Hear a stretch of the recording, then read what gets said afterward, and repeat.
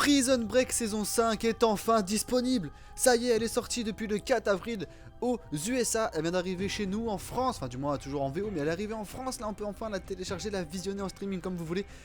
Elle est là, l'épisode numéro 1 est sorti et je vais de suite vous en parler. Alors tout d'abord, une fois l'épisode lancé, dès le début on a accès à une jolie petite récapitulation de la saison 1, 2, 3, 4 directement. Enfin du moins j'ai compris que donc, la saison 1 a les récaps, la saison 4 a les récaps, mais au milieu on s'en fout un peu. Enfin bref, ils expliquent le début et surtout la fin. Donc au moment où Scofield est mort, Michael Scofield, on a ça, après bim générique et après l'épisode est lancé directement sur T-Bag. Voilà, il est de retour, le meilleur, le méchant, le pervers de l'histoire est de retour.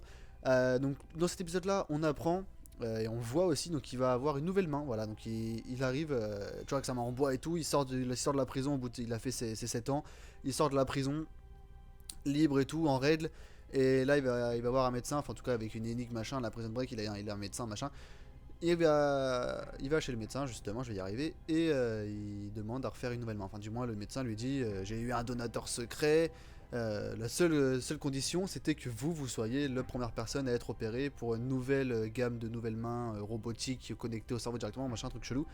Et donc il comprend que tout est prévu, il comprend que ça fait partie de la manipulation, donc du coup bah, il accepte. Et donc voilà, donc durant tout l'épisode, lui, il va avoir une nouvelle main. Ensuite on voit donc Burroughs qui est là, et au final il est dans sa petite bagnole au calme, et là il a un accident de voiture, donc en fait on voit que c'est un mec sur son ordi, il prend le pouvoir de la voiture, il accélère, enfin du moins le truc est accéléré, il peut pas changer, il peut pas freiner, bim, il tombe dans un lac directement. Donc ça c'est un petit peu abusé, la manière dont il saute du pare-brise, d'autant plus qu'il a essayé de mettre la ceinture pendant 1 kilomètre, il a pas réussi. Enfin bon, on va épargner les détails, hein, voilà, tomber dans le lac à ce moment-là de la route, c'est de la chance, on va pas se le cacher. On apprend également que Sarah, elle est remariée, voilà, toujours avec son fils, donc a priori qui a 7 ans, vu que ça se passe 7 ans après. Donc elle est remariée avec son mari, j'allais dire son prénom mais je me souviens plus. Donc pour l'instant pas bien intéressant, elle se fait juste attaquer chez eux, une fois que Burroughs les revient, après ils se font attaquer, enfin voilà, c'est la Prison Break, hein, et des méchants qui viennent, pour l'instant on peut pas savoir qui est qui. Ensuite on apprend donc que Michael n'est pas mort, quelle surprise, on s'y attendait pas. Du coup, qu'est-ce qui s'est passé? Et bah, T-Bag a reçu un courrier qui a été le donné à Burroughs et Burroughs l'a pris pour que Burroughs résout le problème. Et donc, il apprend que Michael est envoyé peut-être au Yémen, à Sana'a, dans la prison de Ogijia. Donc ici, ils y vont avec qui? Et bah, il y va avec Sinot. Rappelez-vous, on l'a dans la saison 1, la saison 2. La 3 il n'y était pas, et la 4 je ne me rappelle plus, mais voilà, il est encore là, il a complètement changé, il a rejoint la mosquée, du coup il demande son aide pour partir au Yémen, parce qu'il connaît bien le pays. Donc ils y vont. Ensuite, on a aussi accès à Sucré. Voilà, il est là, mais il est juste là. Il est là, on apprend qu'il est orateur, qu'il s'est rangé, qu'il est sur des bateaux, il voyage un peu. Il fait coucou, je suis là, et hop, il se fait virer. Il n'a pas accès, il veut pas aider. Enfin, il voulait aider, mais Burroughs ne veut pas, il a dit qu'il en aura besoin de lui plus tard. Donc voilà, on sait très bien qu'il va revenir.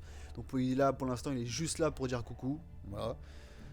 Après, voilà, donc on va revenir surtout à Michael Scofield, parce que jusqu'à la fin de l'épisode, on ne sait pas s'il est vivant ou non.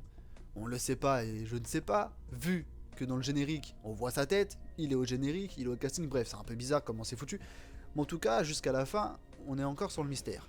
Et tout au long de cet épisode, on apprend à connaître un certain Kaniel Aotis. Donc, qui est Kaniel Aotis? On apprend que c'est le bienfaiteur qui a payé le médecin pour donner la main à T-Bag. Donc il est censé être anonyme, mais tout ce qu'il sait c'est qu'il s'appelle Aotis. Aotis en grec veut dire personne. C'est également donc, dans la tombe, au bout d'un moment Burroughs décide de creuser la tombe de Scofield pour voir s'il y a le corps, et en fait il y a un costume, il regarde le costume, et on voit qu'il appartient à un certain Kaniel Aotis, pardon, il n'y a pas de T, donc tout est lié. Et au final, à la fin, quand ils arrivent à la prison et qu'ils demandent de rencontrer Michael Scofield, le mec il lui dit « connais pas ». Du coup il demande de voir Kaniel Aotis, et il dit « ah bah oui je connais, je vous le ramène de suite ». Donc là il y a un petit bagarre, un petit machin, enfin il y a un mal regard en fait envers les citoyens. Pourquoi? Parce qu'en fait Kaniel Aotis est un terroriste renommé, donc qui a bossé avec Daesh pour faire tomber le gouvernement donc dans le pays du Yémen. Du coup là-bas il a un peu mal vu. Donc effectivement quand il demande aux habitants de les aider pour retrouver un certain Michael Scofield, et qu'au final ils veulent voir un certain Kaniel Aotis, le terroriste renommé, bah effectivement ça fait pas plaisir. En tout cas, c'est tout ce qu'on apprend. Donc à la fin, on voit que Scofield, il est là, il est présent, il est avec eux, il est là à la fin, mais il sait pas.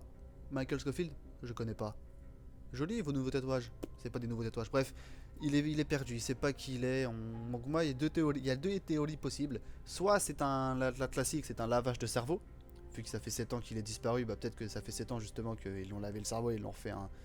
Que c'est peut-être vraiment Kanye l'a autisme mais qu'il ne s'en rend pas forcément compte. Ou alors c'est tout simplement il fait semblant vu qu'il doit sûrement avoir des contraintes comme à chaque fois à la Prison Break, s'il dit ça à tel, lui il meurt, etc. Donc peut-être il est sous contrainte et qu'il ne doit pas dévoiler son vrai nom, ou du moins même si voilà, quand il a vu son frère il est resté de marbre. Donc peut-être qu'il joue un rôle, franchement je sais pas.